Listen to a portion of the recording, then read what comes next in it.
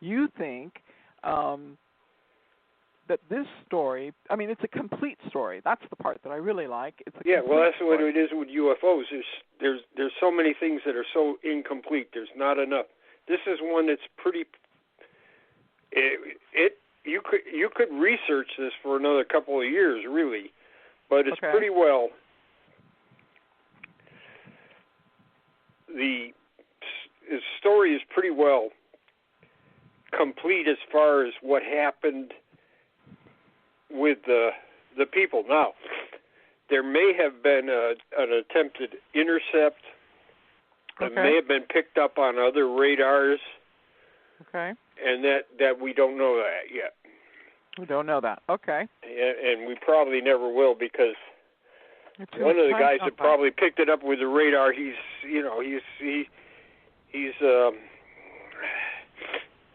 paranoid about talking to people.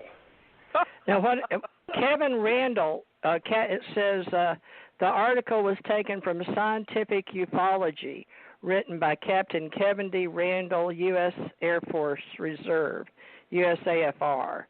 So this is in the returns to UFOcasebook.com. Now, do you want to verify that you like UFO Casebook? Is that one we should carry with you're okay with UFO Casebook, or do you know who runs that? I don't know who runs it. UFO Casebook. They got some interesting things on it. Like I said, the Minot case, the actual best documentation is on the website I told you about. Okay, so repeat that for Theresa right now. Go ahead and repeat that. Now, what to me is interesting, so I'm doing this scanning now. Okay. So this will probably be interesting to you as a historian. Okay. So we're doing it by date. Okay. So when I label the case file, the first thing is the date, the year, the month, the day. Right. Then the location, what continent, country, location, what kind of case it is. We got little abbreviations for that. Witness and investigator. Okay, so I got one like this on my site. It's October 14th, April 14th, 1953. Okay. Okay, so it's a real spectacular case, but it's hidden in Blue Book because it's mixed in another case. They're filing. It's atrocious as far as their filing. Things are misfiled. They lost things over the years. Only because Hynek got a lot of this stuff do we know about some of these cases. Huh. Anyways, this is a rather spectacular case off of North Japan in 1953. The Korean War isn't over. Right. There was an incident similar to that, to this one, about a month prior. That's why this case is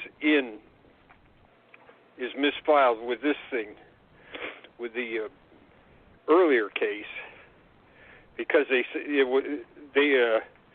intelligence people noticed that it was kind of similar.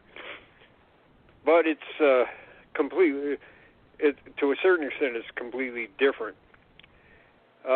Navy plane, after its patrol, is flying back to Japan. They see this UFO on their radar, and this Navy plane is chock full of electronics. So the thing is giving off electronics and everything. So they figure it's something from the Soviet Union. Okay. And it's big. And they're trying to outrun it back to Japan. And then these smaller things appear on the radar screen, up to about 10 of them. Wow. Now, they're flying along, and these smaller things are making passes at them. They're not shooting, but they're very aggressive. Okay. So the pilot takes the plane down to 400 feet above the water. Wow. And they're going under him. These things are going under. About 70 passes are being made during this thing. Okay. I'm going to put me on mute because of the cat. Okay. So we're doing this, and this is like something out of the future has suddenly appeared to this Navy plane. Wow. Because this is like a AWACS plane, which is, command and control, and also detecting enemies and things like that.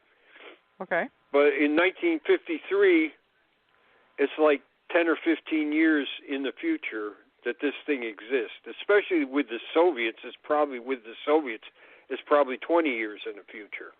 Okay. And all these planes are making, as far as safety goes, this is completely, unbelievable. So this thing is in there as a UFO report. Okay. There's no analysis or anything. It just says it's similar to the first incident, which was not as spectacular as this one. So they make for Japan, and that's, they finally get away. Okay. So it's an interesting commentary from you, because what you're saying is that when there were other situations that could have been investigated fully, they were not. Right. And, so this is one that the government investigated. So it was my friend wrote this up. I mean, several of us knew this. I think I pointed it out to Brad Sparks. I think that's how he learned about it. Anyways, he wrote it up as an entry for a UFO encyclopedia. Okay. And then my friend found on this Korean War veteran site weekly combat reports from the first U.S. Marine Corps Air Wing. Okay. So what these guys had was they had, how much, if they engaged things on the ground, what damage they thought they caused, or if they got into fights with the communists, how many planes were shot down, or how many of our planes were damaged. It's typical combat summaries for each week. Good. They also had UFO.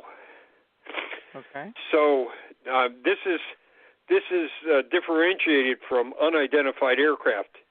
It's actually UFO, so it's differentiated. Okay. So if they saw an unidentified aircraft, that was different from a UFO. So here these guys they're reporting stuff from all over Korea, not just their area where the Marines were. So one of the reports is the April 14th, 1953 incident. Okay. The same incident that's in the Project Blue Book case files, except it has more or different information. So if you put the two of them together, what's the story? The story becomes a little more complicated, but it also refines some of the things in the Project Blue Book case file. So it's a confirmation and amplification. But so it's also it's substantiated, right? I mean, the two reports, it's cross-referencing, substantiates because it's verification of replicating the results. Right. Plus it amplifies the report we already had.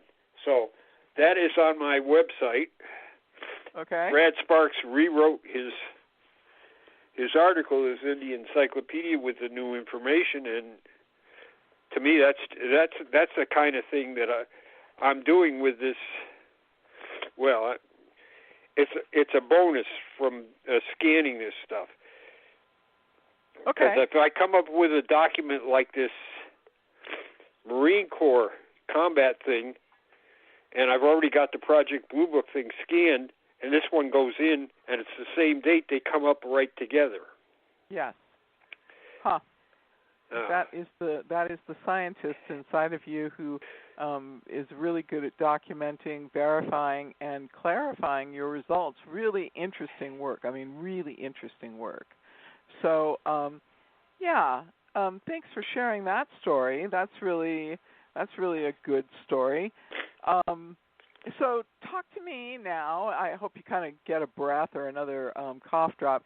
Talk to me about what you think was one of the most challenging stories for you to be involved in personally, whether it was challenging for evidence or it was challenging for believability, or it was just simply challenging because you knew it was true but you didn't know what to do in order to substantiate the evidence. Talk to me about a story that was difficult for you, that you really believed but was difficult.